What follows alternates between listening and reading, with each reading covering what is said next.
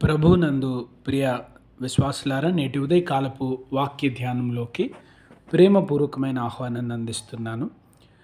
ఈ దినం యొక్క ప్రత్యేకత కార్మికుల దినోత్సవం కనుక దేవుని వాక్యంలో నుంచి పని గురించినటువంటి మాటలను మనం ధ్యానించుదాం. ముందుగా ప్రార్థించుదాం. కృపా కనికరం గల దేవా, నేటి ఉదయకాలం వాక్యం ద్వారా మాతో మాట్లాడమని మా ప్రభు రక్షకుడైన యేసు నామమున అడిగి వేడుకొంచున్నాం స్వామి.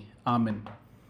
ప్రియమైన వారలారా, నేటి ఉదయకాలం కార్మిక దినోత్సవం సందర్భంగా పనిచేస్తున్న ప్రతి ఒక్కరికి, అది ఇంటి పని కానీ బయట పని కానీ, అది వృత్తి కానీ వ్యాపారం కానీ, శ్రమించి కష్టించుతున్నటువంటి ప్రతి ఒక్కరికి యేసు ప్రభుల వారి నామమున శుభాకాంక్షల్ని తెలియజేస్తున్నాను. భూమి మీద పని గురించినటువంటి మాటలను మనం ధ్యానించుకుందాం. మొట్టమొదటిగా ఆదికాండము 2వ అధ్యాయంలో మనం గమనించినట్లయితే, ఇంకా మానవులు పతనంలోకి వెళ్ళక మునుపు దేవుడి వారికి ఇచ్చినటువంటి పనులను మనం జ్ఞాపకం చేసుకుంటున్నాం. మొదటిది, భూమి మీద ఉన్నటువంటి వాటన్నిటికీ పేర్లు పెట్టేటువంటి పని ఆదాముకు అప్పజెప్పినారు. ఆ తర్వాత ఆదాముకు ఇచ్చినటువంటి పనుని మనం గమనించితే 15వ వచనం, 2వ అధ్యాయం 15వ వచనంలో, మరియు దేవుడైన యెహోవా నరుని తీసుకొని ఏదెను తోటను సేద్యపరచుటకును దాన్ని కాచుటకును అందులో ఉంచెను. చూడండి, సేద్యపరచుటకు కాచుటకు ఆదాముని ఏదెను తోటలో ఉంచినారు. కనుక ఇది మానవులు పతనం అయిపోయిన తర్వాత వచ్చిన కష్టం కాదు. మానవుడు సహజంగా శ్రమజీవి, శ్రమించి కష్టించి జీవించాల్సినటువంటి వ్యక్తి. ఇది మానవుని ఎడల దేవుడు పెట్టినటువంటి నియమం. ఇది శరీర నియమం. ఎప్పుడైతే మానవులు శ్రమిస్తూ పగలు ఎండలో అన్ని వాతావరణ అనుకూల పరిస్థితుల్లో పనిచేస్తున్నారో అప్పుడు ఆరోగ్యం సక్రమంగా ఉంటుంది. కానీ మానవులు ఎప్పుడైతే గ్రీకు వారితో వేదాంతం కానీ గ్రీకు వారి ఆలోచన విధానం కానీ ప్రభావితం చేసిందో అప్పటి నుంచి పని పట్ల చులకన భావం పెరిగిపోయింది. పని అనేది కింద స్థాయిలో ఉన్నటువంటి వారు చేస్తారు. అధికారులు, ఉన్న యజమానులు ఉన్నతమైన స్థితిలో ఉంటారు, వారు ఏ పని చేయకూడదు అనేటువంటి అలవాటు భూమి మీద ప్రచారమైంది. అంత మాత్రమే కాదు, కానీ బాల్యంలో ఒకసారి ఒక సంఘటన మీకు జ్ఞాపకం చేస్తే, నేను తరచుగా విన్నటువంటిది, గ్రామాల్లో వింటున్నటువంటి మాట ఏంటంటే, సరిగ్గా చదువుకోకపోతే బాగా కష్టపడి పని చేయాలి, కనుక చదువుకోండి, ఉన్నత స్థితికి రండి అంటారు. అంటే మనలో చాలామందికి కూడా శ్రమించి పనిచేయడం ఒక తప్పు అనేటువంటి భావనలోకి నరులు వచ్చేసినారు. కానీ మానవ జీవన విధానము పనిచేయడంతో సాగుతూ ఉంది. సమాజం ముందుకు కొనసాగాలంటే ప్రతి ఒక్కరు పనిచేయాలి. మనము మత్తయి సువార్తలో యేసు ప్రభుల వారు చెప్పినటువంటి ద్రాక్ష తోట ఉపమానం చూస్తాం. ద్రాక్ష తోటలో పని చేయడానికి ఉదయాన్నే యజమాని పనివారిని తీసుకెళ్ళాడు. తర్వాత ఆయన గంటకు బయటకు వెళ్తున్నప్పుడు ఖాళీగా ఉన్న వారందరినీ తీసుకొని వెళ్ళి పని చేపిస్తూ ఉన్నాడు. ఎందుకంటే పని చేస్తేనే సమాజం ముందుకు కొనసాగుతుంది. నరులందరికీ పని చేయడం అనేది ప్రాముఖ్యమైనటువంటి విషయం. రెండవ ప్రాముఖ్యమైనటువంటి విషయం, దేవుడు కూడా శ్రమజీవే. యేసు ప్రభుల వారు ఉపమాన రీతిగా చెప్తూ, నేను ద్రాక్షవల్లిని, నా తండ్రి వ్యవసాయకుడు.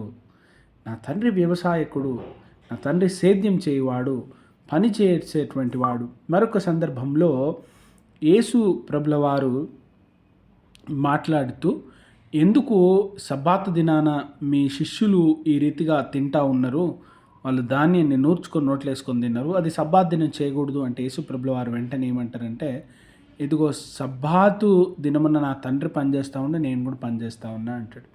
పగలున్నంత వరకు పని చేయాలి అని యేసు ప్రభుల వారు చెప్తూ ఉన్నారు. అంటే దేవుని వాక్యంలో నిత్యము పనిలో నిమగ్నమైనటువంటి దేవుణ్ణి మనం చూస్తూ ఉన్నాం. మన దేవుడు పనిచేసేటువంటి దేవుడు, కార్యములను నిర్వహించేటువంటి దేవుడు. మీ విడుదల కార్యాన్ని, విమోచన కార్యాన్ని, రక్షణ కార్యాన్ని, సంతోష సునాదాలను నింపే కార్యాన్ని, బలహీనుల్ని బలపరిచేటువంటి కార్యములను నిత్యము చేసేటువంటి దేవుడు.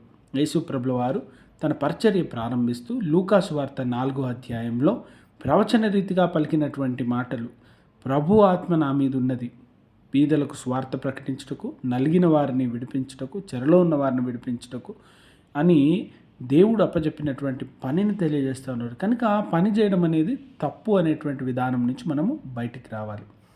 శ్రమ దేవుని ఉద్దేశము, తలంపులు, పనిలో ఉంది. మూడవ ప్రాముఖ్యమైనటువంటి విషయం, మార్టిన్ లూథర్ గారు తెలియజేసినటువంటిది, వర్క్ ఈజ్ వర్షిప్. అంటే ఆ రోజులలో గౌరవమైనటువంటి వృత్తులు రాజులుగా ఉండడము, దేవాలయంలో యాజకులుగా ఉండడం, ఇది మాత్రమే పాస్టర్లుగా ఉండడం గౌరవమైంది. మిగతా ఏది గౌరవమైంది కాదు అనేటువంటి భావన ఉంది. కానీ మార్టిన్ లూథర్ గారు ఏమంటారంటే, వర్క్ ఈజ్ వర్షిప్. నువ్వు చేసే పని దేవుణ్ణి ఆరాధించడంతో సమానం. ఎందుకు సమానం అంటే, దేవుడు మనలో ప్రతి ఒక్కరిని పిలుస్తూ ఉన్నారు. నన్ను పూర్తికాల సేవలో ఉండమని. మీలో అనేకులను అనేక వృత్తుల్లో డాక్టర్లుగా, టీచర్లుగా, ఇంజనీర్లుగా, లాయర్లుగా, నర్సులుగా, తల్లులుగా, తండ్రులుగా ఎన్నో రీతిలుగా మనకి అనేక బాధ్యతలను ఇస్తూ వాటిని నిర్వహించమని పిలుస్తున్నాడు. ప్రతి బాధ్యత కూడా దేవుని పిలుపు అని జ్ఞాపకం చేసుకోవాలి. మనమున్న ప్రతి చోట దేవుని సేవ అనేటువంటి భావనతో పనిచేయాలి. నిబద్ధతతో మనం కనుక పనులలో హీనమైనవి, ఘనమైనవి అంటూ లేవు. పని మనందరి జీవితం కొరకు దేవుడు ఏర్పాటు చేసినటువంటిది. కనుక శ్రామికుల ఎడల, పని చేయవారి ఎడల కలిగి ఉన్నటువంటి తక్కువ ఆలోచన విధానాన్ని మనం తొలగించుకొని నిత్యం ప్రభువులో ప్రతివారు కూడా సమాజం ముందుకు కొనసాగడానికి మేలు కొరకు, దీవెన కొరకు దేవుడు ఏర్పాటు చేసిందని గ్రహించుతూ సాగిపోతూ అనేకులకు మేలుకరంగా, దీవెనకరంగా ఉంటూ మనలో శ్రమిస్తున్న ప్రతివారు భూమి మీద దేవుడు అప్పచెప్పినటువంటి కార్యములను జరిగిస్తున్నారనే స్పృహతో జీవిస్తున్నాం. దేవుడు ప్రతి ఒక్కరిని దీవించి దేవుని సేవ కొరకు పనిచేసేటువంటి వారు పగలు ఉన్నంత వరకు దేవుని సేవను జరిగించేటువంటి హృదయం, దేవుడు మనల్ని పిలిచి అప్పగెప్పిన అనేక బాధ్యతలు నిర్వహించే హృదయం కలగజేయును గాక. ఆమెన్. ప్రార్థించుదాం. కనికరం గల ప్రభువా, నేటి ఉదయకాలం వాక్యం ద్వారా మాతో మాట్లాడినందుకు వందనాలు.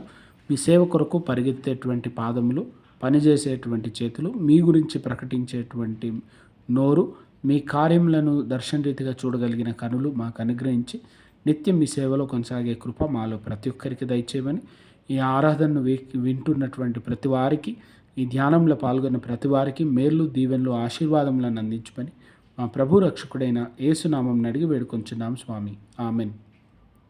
God bless you. Have a good day.